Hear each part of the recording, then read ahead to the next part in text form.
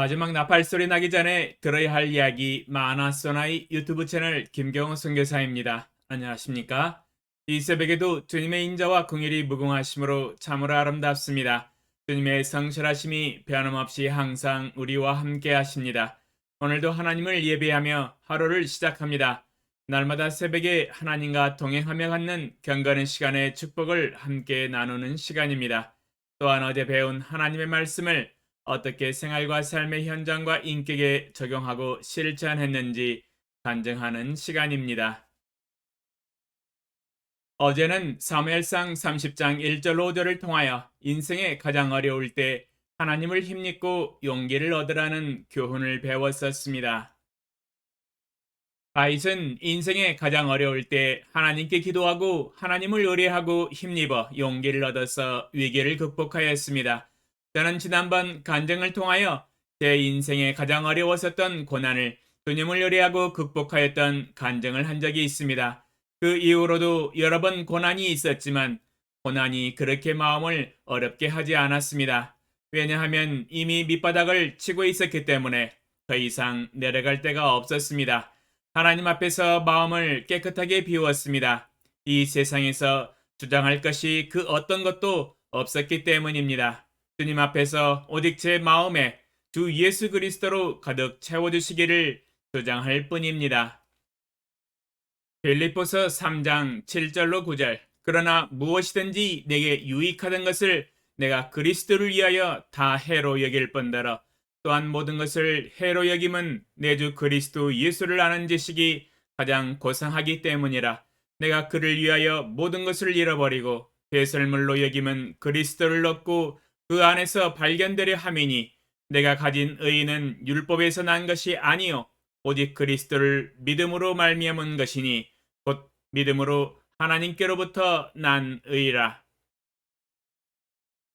빌립보서 3장 7절로 9절에 사도 바울은 무엇이든지 내게 유익하던 것을 내가 그리스도를 위하여 다 해로 여길 뿐더러 또한 모든 것을 해로 여김은 내 주 그리스도 예수를 아는 지식이 가장 고상하기 때문이라고 고백하고 있습니다.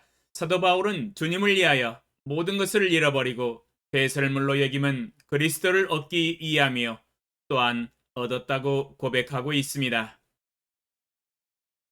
제 자신도 사도 바울처럼 주 예수님을 위하여 무엇이든지 유익하던 것을 다 해로 여길 뿐만 아니라 주님을 위하여 모든 것을 잃어버렸으며 배설물로 여기며 마음과 인생을 깨끗하게 비웠습니다. 실제로 저의 삶에 아무것도 없습니다. 이름도 없고 빚도 없고 명예도 없으며 목사의 직책도 없으며 콘크리트 건물로 된 교회도 없으며 성도도 없으며 제자도 없으며 통장에 돈도 없으며 아파트도 없으며 땅도 없으며 빌딩도 없으며 재산도 없으며 자가용도 없으며 별장도 없으며 금도 없으며 금고 자체도 아예 없으며 세상적으로 아무것도 없습니다.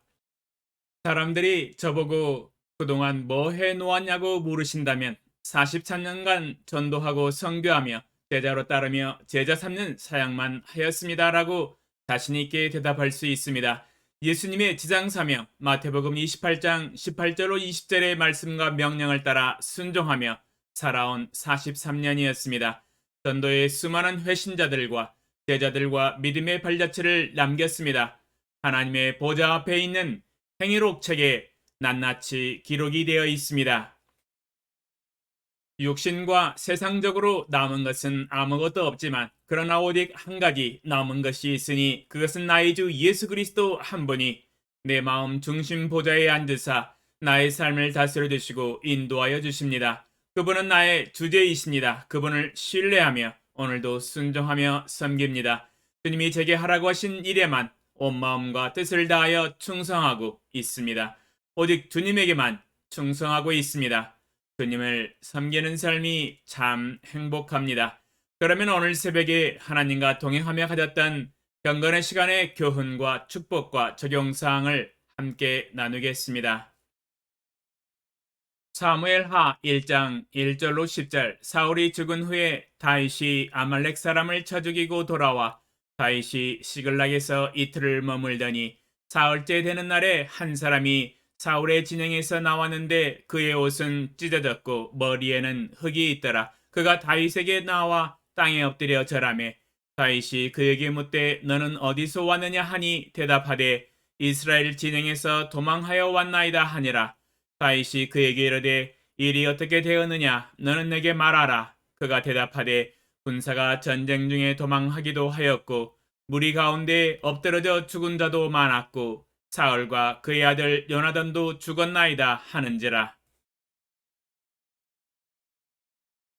다윗이 자기에게 알리는 청년에게 묻되 사울과 그의 아들 요나단이 죽은 줄을 내가 어떻게 아느냐. 그에게 알리는 청년이 이르되 내가 우연히 길보아 산에 올라가 보니 사울이 자기 창에 기대고 병거와 기병은 그를 급히 따르는데 사울이 뒤로 돌아와 나를 보고 부르시기로 내가 대답하되 내가 여기 있나이다 한즉 내게 이르되 너는 누구냐 하시기로 내가 그에게 대답하되 나는 아말렉 사람이니이다 한즉 또 내게 이르시되 내 목숨이 아직 내게 완전히 있으므로 내가 고통 중에 있나니 청하건대 너는 내 곁에 서서 나를 죽이라 하시기로 그가 엎드러진 후에는 살 수 없는 줄을 내가 알고 그의 곁에 서서 죽이고 그의 머리에 있는 왕관과 팔에 있는 고리를 벗겨서 내 주께로 가져왔나이다 하니라.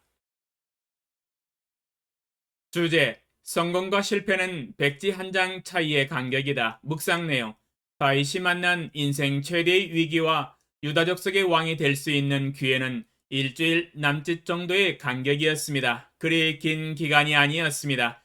짧은 기간 안에 두 가지의 사건이 비슷하게 일어났습니다. 다윗과 함께 600명이 살고 있었던 시글락성이 함락되고 불타 없어지고 아내와 자식들과 모든 재산을 다 빼앗기고 심지어 다윗과 함께했던 600명의 배신을 받고 돌에 맞아 죽을 뻔한 사건은 매우 충격적이었습니다. 하루아침에 모든 것을 잃고 신임과 지지를 얻었던 600명에게서도 배신을 당할 뻔하기도 하였으니 인생 최대의 위기였었습니다.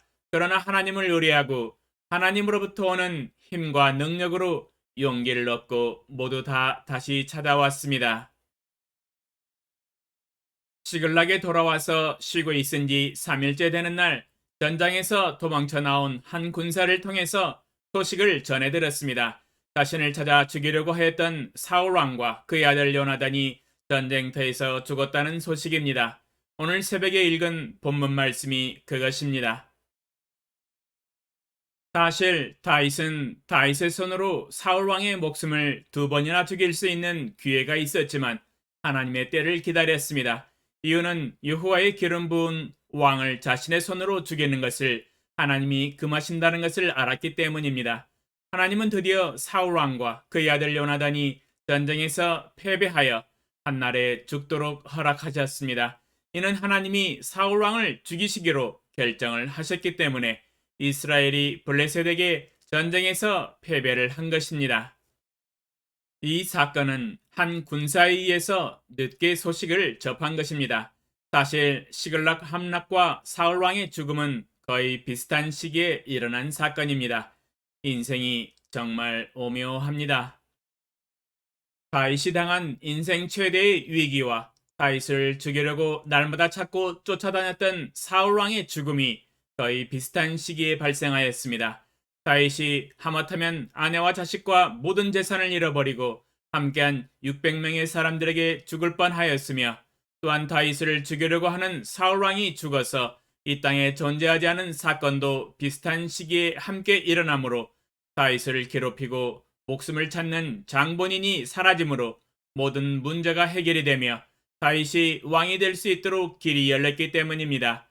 사울왕의 입장에서는 비극이지만 다윗의 입장에서는 왕이 될 수 있는 길이 열렸으며 불행 끝 행복 시작으로 가는 문을 통과하였습니다.